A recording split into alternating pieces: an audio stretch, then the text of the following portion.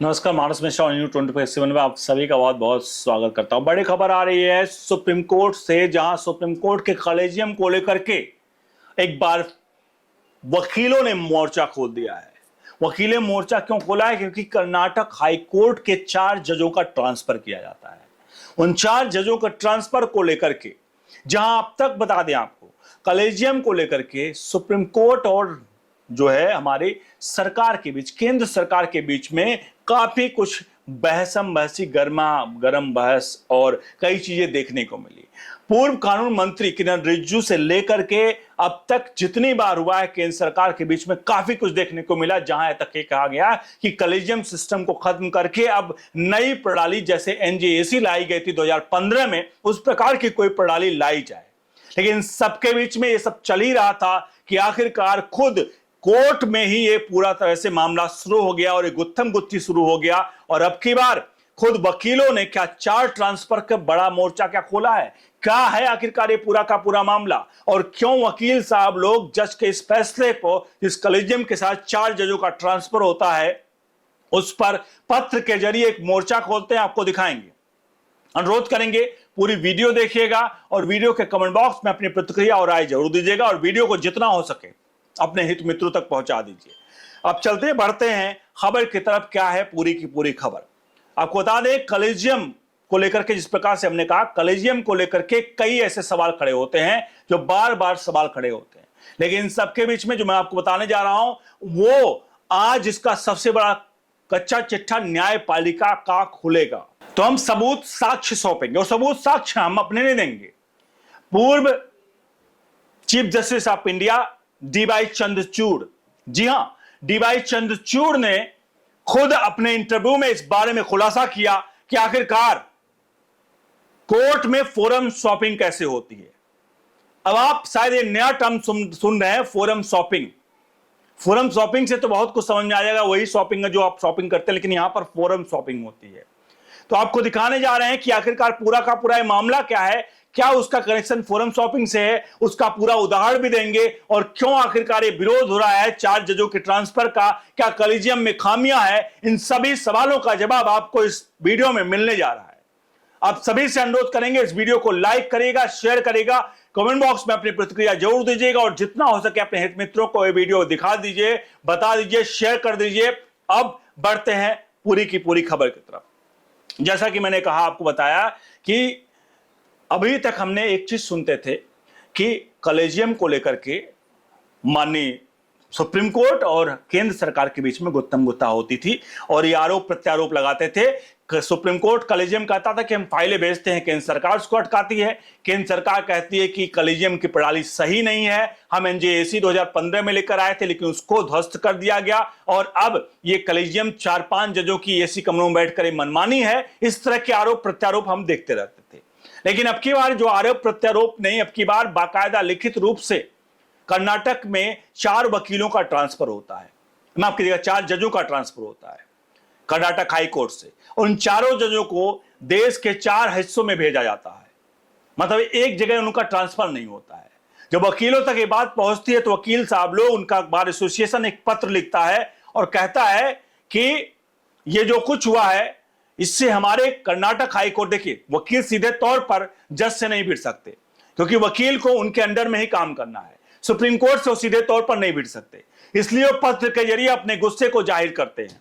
और जब मामला सुप्रीम कोर्ट के कॉलेजियम का ही हो, ट्रांसफर का ही हो, तो जाहिर सी बात है वो सीधे तौर पर नहीं भिड़ सकते। वो सिर्फ और सिर्फ एक प्रक्रिया के तहत ही काम कर सकते हैं।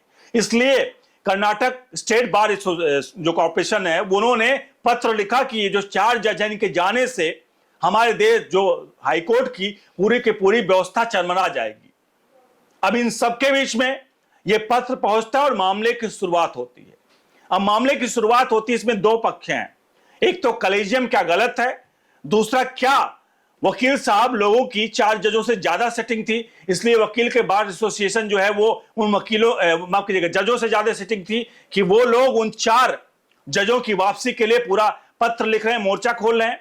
ये दोनों सवाल को जवाब आपको मिलेंगे उदाहरण के साथ, और आखिरी में आप भी अपनी राय प्रतिक्रिया जरूर इस पूरे मामले पर जब सुनेंगे तो देखने पर मतलब देने पर मजबूर हो जाएंगे। तो पहली बात करते हैं कि आखिरकार इन 4 जजों का ट्रांसफर किया गया तो कॉलेजियम में खामियां हैं कि अपने बेटे को जज बनाओ, तुम अपने मैं तेरे बेटे को जज बनाओ, तुम मेरे बेटे को जज बनाओ, इस प्रक्रिया पे काम करने वाले क्या 4 जजों को 4 जगह भेजने के लिए कोई उनकी अलग मंशा थी जो इसको ट्रांसफर किया गया? एक सवाल ये खड़ा होता है, लेकिन इस सवाल का शायद ही हम आपको जवाब दे पाए, क्योंकि कॉलेजियम सिस्टम में क्या चल रहा है, सुप्रीम कोर्ट क्या करेगा, न्यायाधीश क्या करेंगे, इस पर जवाब और सवाल लेना बड़ा मुश्किल होता है।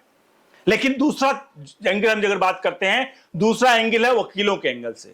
क्या वकीलों के पसंदीदा वो 4 जज थे जिसके कारण वो लोग मोर्चा खोल रहे हैं, पत्र लिख रहे हैं? अब इस एंगल पे आ जाते हैं। इस एंगल पे चलने के लिए हमें आपको एक तो पहले पूर्व चीफ जस्टिस ऑफ इंडिया के बारे में बताना पड़ेगा, उन्होंने बहुत अच्छा उदाहरण दिया था। उसके बाद एक लाइव एग्जाम्पल भी आपको बताएंगे कि क्या वकीलों की सेटिंग जजों से होती है और इसीलिए मोर्चा खोल रखे हैं। उसके बाद आप अपने आप ही पूरा वाक्य को समझ जाएंगे। आते हैं सबसे पहले chief justice of India DY Chandrachud के पास। अभी हालिया में एक इंटरव्यू के दौरान पूर्व chief justice of India DY Chandrachud से सवाल पूछा गया था केस में देरी को लेकर के कि आखिरकार केसों में देरी कैसे होती है, और यह वकील कपिल सिब्बल के परिप्रेक्ष्य में पूछा गया था सवाल।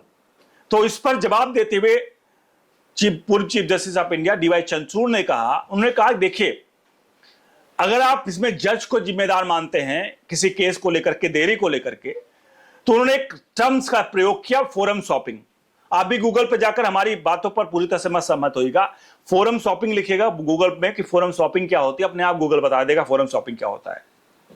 तो उन्होंने कहा कि एक फोरम शॉपिंग होता है जिसके तहत केस क्या होते हैं डिले किए जाते हैं, और ये वकील इसके जिम्मेदार ज्यादा होते हैं। जज क्या करे, जज के सामने सबूत आएगा, केस आएगा तो जज फैसला लेगा। अब फोरम शॉपिंग क्या होता है? फोरम शॉपिंग होता है कि मान लीजिए किसी जज के पास कोई केस जा रहा है, मतलब किसी वकील को कोई केस आया, तो वो क्या करता है, अपनी याचिका दाखिल करता है कोर्ट में। तो जब कोर्ट में याचिका दाखिल करता है तो उसको जजों की कमेटी मिलती है, 2 जजों की, 3 जजों की, जैसा केस हो। तो जब कमेटी मिलती है तो कमेटी उसके सामने दिख जाती है कि भैया ये जज हमारी केस की सुनवाई करेंगे। अब क्या होता है, वकील साहब को लगता है कि जो जज साहब बैठे हैं 2 या 3 जो हमारी कमेटी में बैठेंगे, ये हमारे पक्ष में तो कभी फैसला नहीं लेंगे हमारे केस में।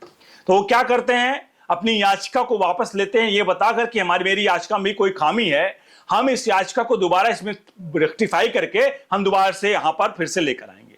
अब क्या होता है, अब जो पैनल जिसके लिए गठित किया गया था, अब जरूरी नहीं कि अगली बार जज साहब, वकील साहब आए तो वही पैनल उनको मिलेगा।